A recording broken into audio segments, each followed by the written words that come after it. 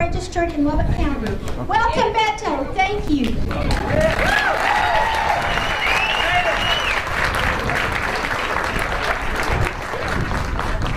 Lubbock, how are we feeling today? Right on. You look wonderful. It's so good to be with you, and I don't know who was responsible, but thank you for what you did with the weather today. It's December 14th, and we're in Lubbock, Texas, and we could be in some of you are in t-shirts right now. Thank you. It is so great to be back with you, and that so many of you took the time on a Tuesday at noon to join us, unless this is where you just hang out every Tuesday at noon.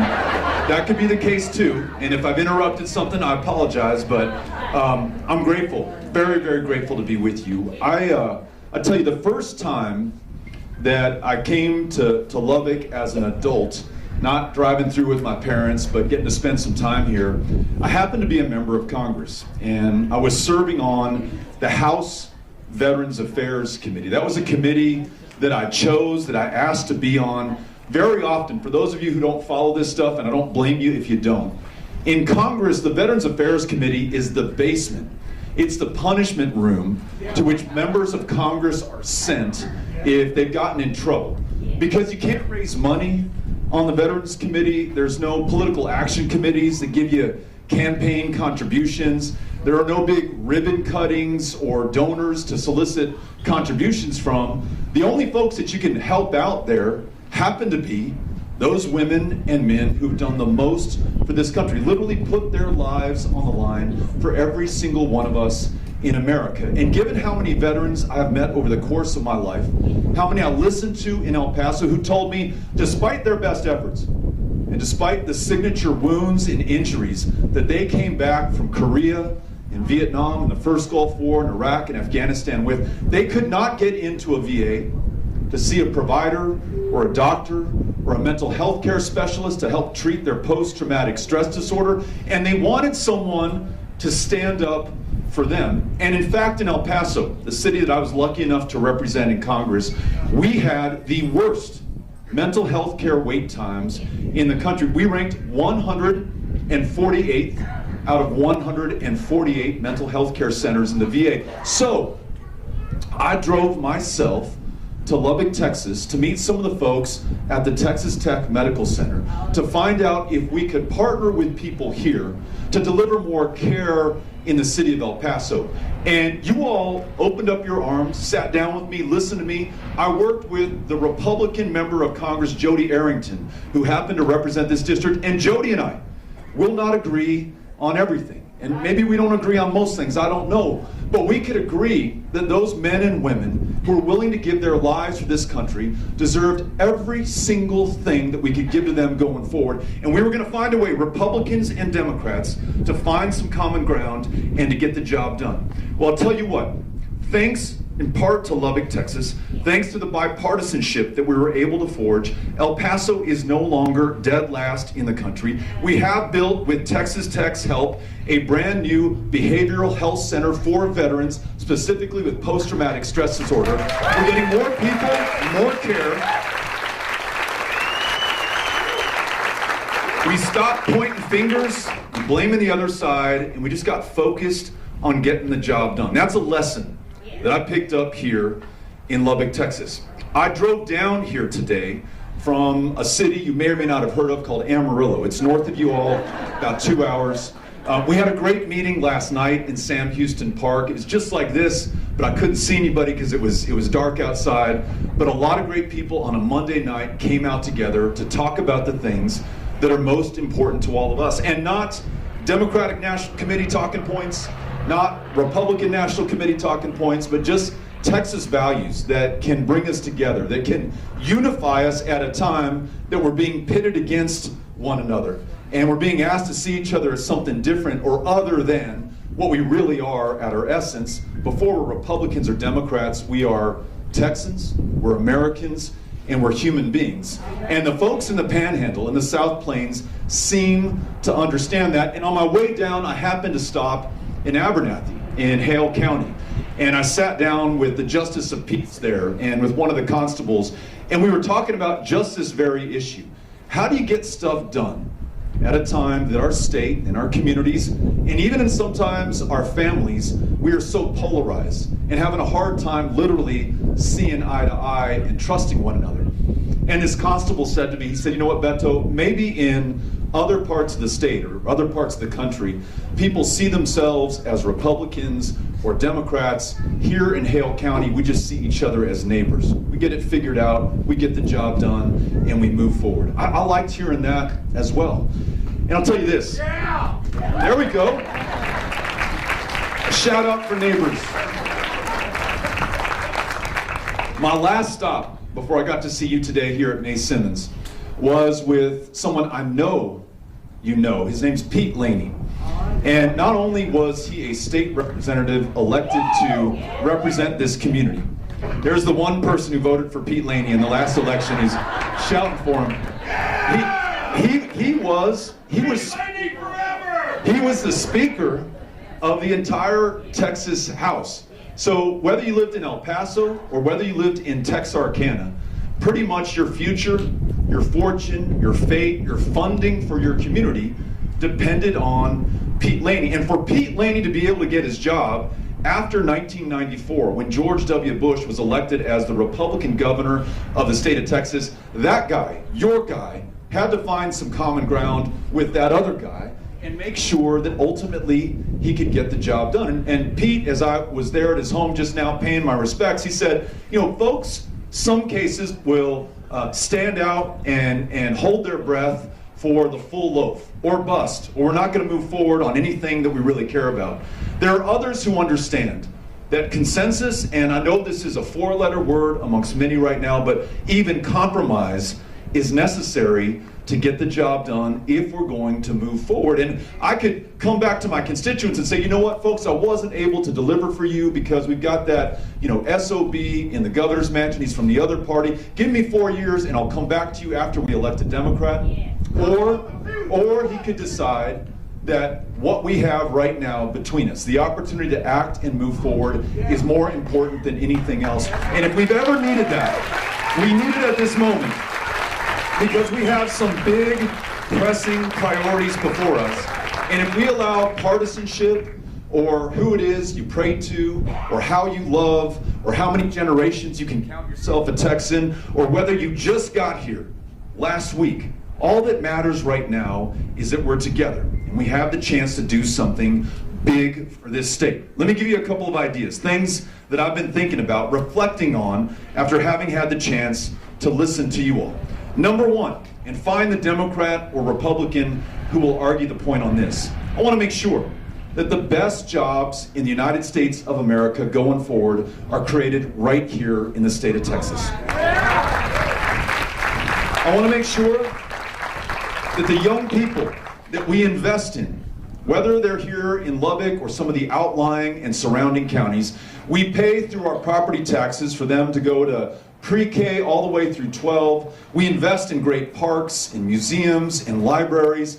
And so often, just as they're about to turn a profit or a return on our investment, they go to Dallas or Oklahoma City or Los Angeles or Houston or somewhere else. And they live to their full potential in those communities instead of coming back and living here in Plainview or Lubbock or Amarillo or Hale Center or any of the communities that have produced that success in the first place. I want to make sure, as your next governor, that when we're looking at economic development in the state of Texas, we don't just look at the DFW area or at Austin or at Houston, and those communities are important too, but I want to make sure that high value, high wage, high tech, high skilled jobs are coming to Lubbock, the South Plains, and all of these communities, including the rural ones around us. Let's prioritize them. These communities are producing the food, the fuel, the fiber, disproportionately the men and women who serve this country in uniform. Let's pay some respect and make sure we make some investments right back here. Do I have an amen on that one? Yeah. All right, I hope you all would agree. Now look, you all know this. I'm learning this story. May Simmons was an historic civic leader. She was an educator. She was someone who selflessly gave of herself to this community. And for every single one of the school teachers and counselors and librarians and administrators and school bus drivers and cafeteria workers who are here with us right now. First of all, why aren't you in school? And why, but more importantly, I want you to know that the May Simmons example, you're here on your lunch break, right? Let's just assume that. The May Simmons example of selflessly giving of yourself, serving your community, thinking of others, especially those kids who are absolutely our future, before you think of yourself, that is the model of public service to which each of us should aspire. And for those teachers and educators among us right now, or those of you who have friends and family members and neighbors who are in that profession, I just want you to know that I have heard your story, because in addition to paying to put up the classroom decorations, you know, the Santa Claus and the menorah, and, you know, a couple of weeks ago, the Thanksgiving turkey that graces your classroom, that changes the view for the kids who are there learning algebra or reading or whatever. Besides the fact that out of your own pocket you pay for the school supplies for that kid who forgot his notebook for the 5th time this week, or that child who was too poor to buy one in the first place, to each one of you who, knowing that you've got kids on free and reduced breakfast and lunch in your classroom, and yet you know they do not have a warm meal to go home to at the end of the day, out of your own pocket, once again, you pay to make sure that kid has some calories in her belly to burn while she's doing that homework that you've assigned to her, so she'll be just as competitive as every other child the next day. I know that you're underpaid already. I know that on average, most of you are working a second or a third job just to make ends meet. I know most of you struggle with high stakes, high pressure, standardized tests that in no way adequately measure the potential of that child in front of you, or the effort that you have given to draw forth a lifelong love of learning and make sure that they achieve their promise over the course of their lives. And to the retirees who have dedicated their lives, as May Simmons did, over the course of your life, I know that since 2004, think how long ago that was, there's not been a cost of living adjustment for retirees. So as gas is going up, as utility bills continue to rise, and as your phone and internet bills start to skyrocket because the governor will not step in to save the Universal Service Fund. You're on a fixed income right now. As governor, I'm going to make sure that teachers are paid enough to have just one job, focusing on that child in front of them. We take care of our retirees, and we control the costs that you are seeing right now. I want to make sure we prioritize public education in Texas. And then how about this one? Over the course of the 7 years since Greg Abbott has been governor, he's left $100 billion, with a B, $100 billion on the table of federal government money that was going to come from Washington, D.C. to Lubbock County and the other 253 across Texas to make sure that we could hire more doctors, more providers, more mental health care specialists in a state where the largest provider of mental health care services is the county jail system right now. We were going to make sure that fewer people died of diabetes or curable cancers or the flu in what is the 9th largest economy on the planet, and yet is the least insured place in America today. Ladies and gentlemen, as governor, we are going to expand Medicaid. We'll take yes for answer. We'll make sure that you get the health care and you are well enough to live to your potential and to fulfill your promise. And how about this one? If we're talking about people being able to fulfill their potential and their promise, if we're talking about being a strong fiscal steward of your tax dollars, then we've got to ask ourselves, why are we paying to lock up our fellow Texans right now for possession of a substance that is legal in most of the rest of the country? As governor, I will legalize marijuana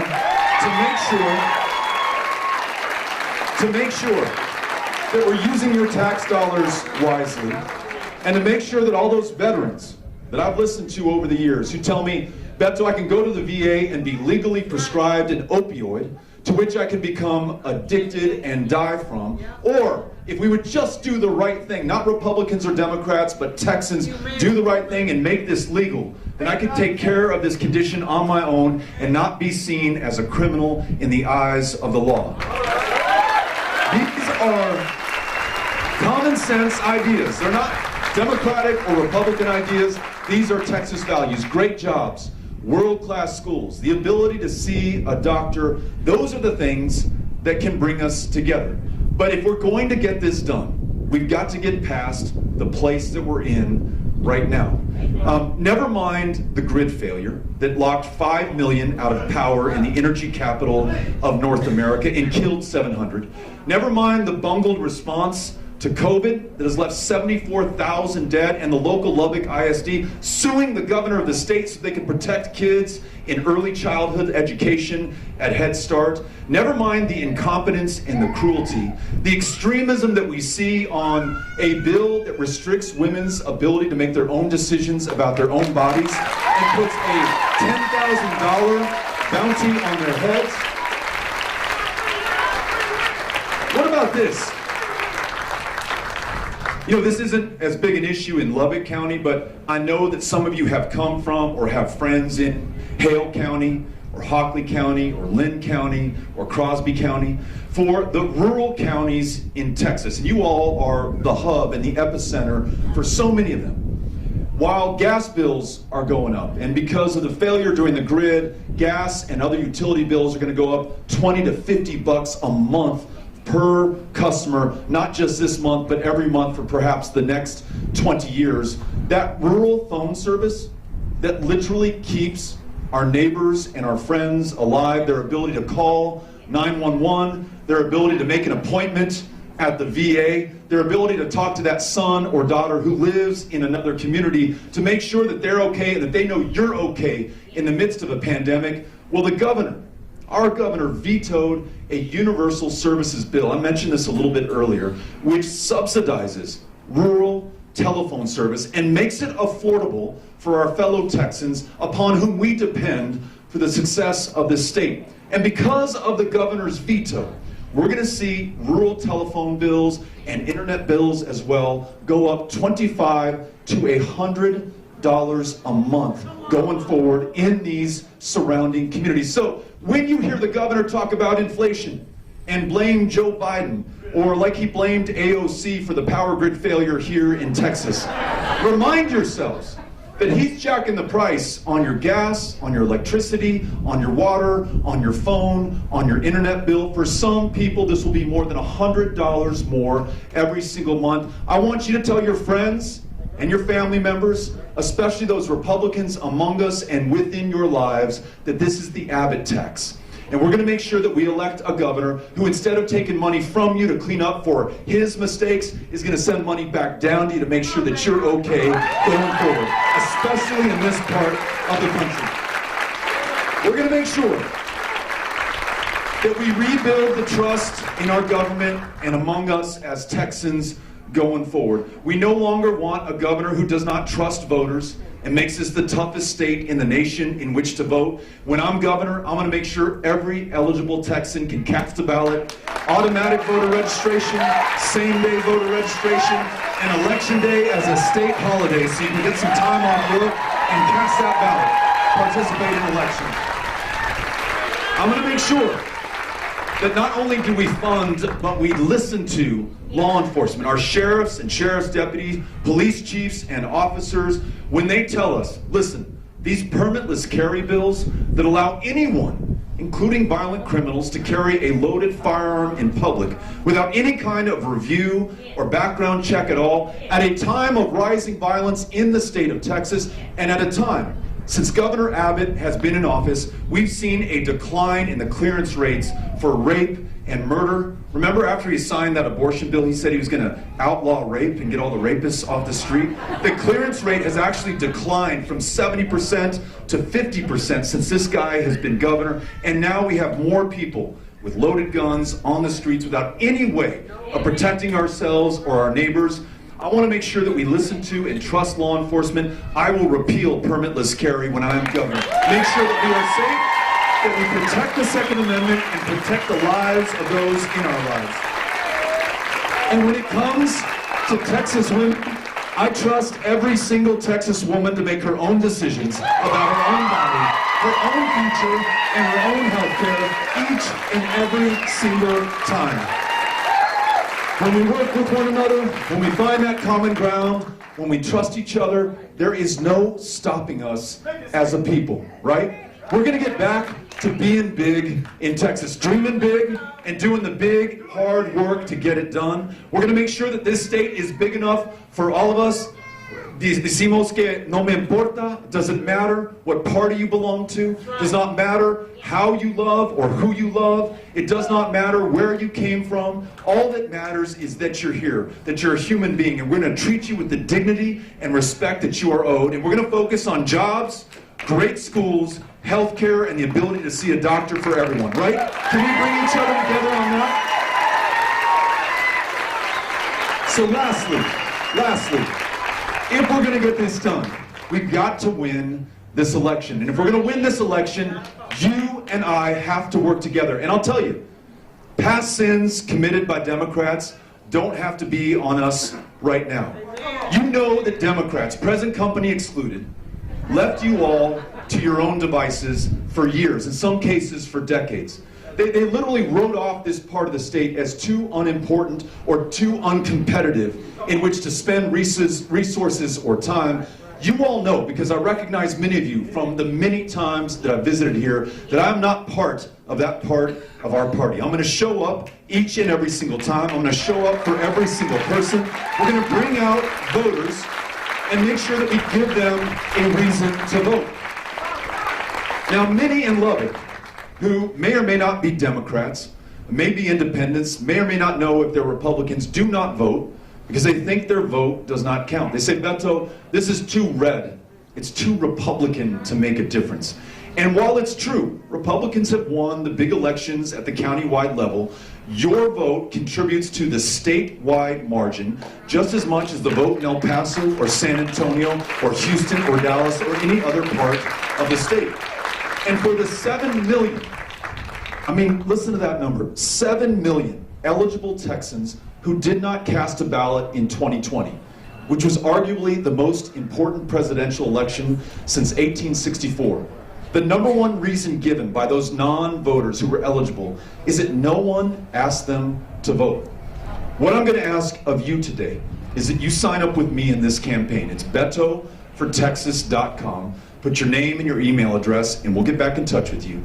I'm going to ask you to knock on the doors of your neighbors, to talk to your family members, to listen to your friends, to reach out to your colleagues at work and those other students with whom you go to class, and make sure that you invite them into this election. Give them a reason to vote. Say, you know, this guy who's running for governor right now, he's not interested in the culture wars, in the divisiveness, and the extremism. I heard him loud and clear. He's talking about jobs. He's talking about great schools. He's talking about seeing a doctor. And then, you know your audience, and if it's the right person, he's talking about legalizing marijuana. And this guy is going to be there for all of us. He is serving all of Texas. And if all of us will sign up and do that, then not only can we win this election, but as governor, we can make sure that we deliver for each and every single one of us going forward. You all ready to do this? You ready to win? Well, I'm ready to do this with you, and I am so grateful that you came out today. We're going to hang out for a little while to take pictures, to say hello, and if you take a picture with us, please post it on your social media platform of choice.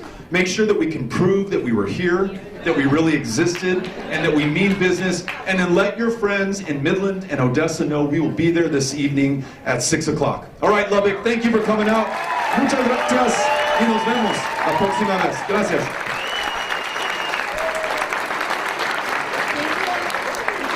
Thank you all so much for being here. So we're going to do picture line.